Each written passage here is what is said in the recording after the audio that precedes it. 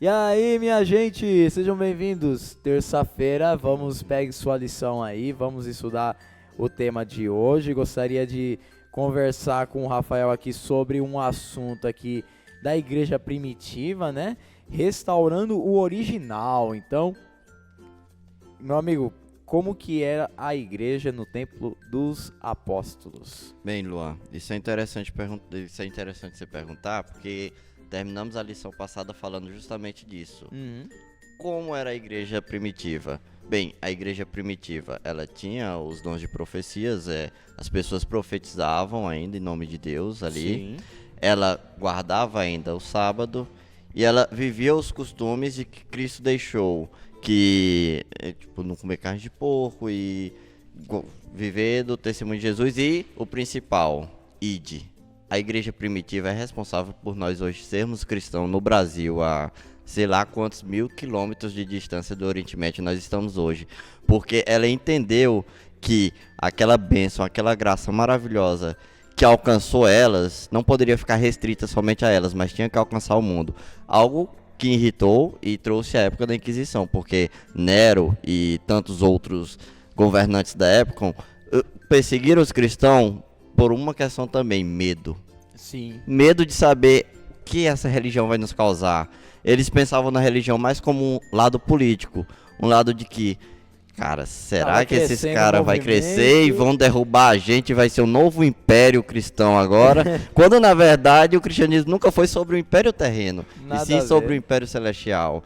E então a igreja primitiva, ela não se cansou em fazer isso. É tanto que quando nós lemos lá em Atos, em Coríntios, nós vamos ver que a coisa que Paulo mais fazia era caminhar, desde a Ásia Média até a Europa, Oriente Médio, e pregando sempre o evangelho, levando, porque ele disse, cara, eu tenho que pregar isso aqui porque Jesus foi, mas ele falou, eu vou voltar.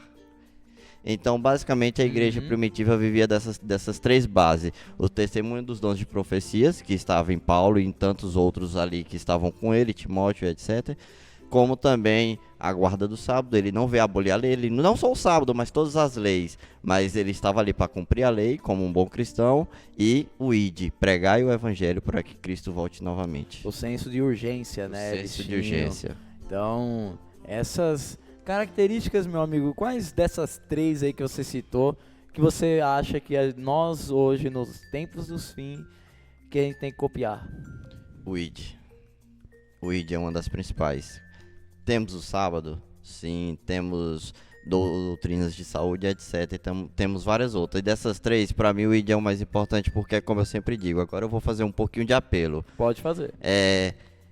Eu não consigo entender como você que foi alcançado, no caso eu, não sei se você é de berço, eu Eu não sou adventista de cresci em berço. berço. Eu Como foi a sua cresci. história? Eu já conto pro pessoal, já aproveito. Então, eu cresci em um lar cristão, cristão católico. Mas eu, desde os 6 anos, frequentei uma igreja pentecostal, a Assembleia de Deus. No Ok. decorrer desse tempo, na fase da puberdade ali, adolescência, você começa a querer descobrir o mundo. E por isso eu me afastei. E fui andando e corri.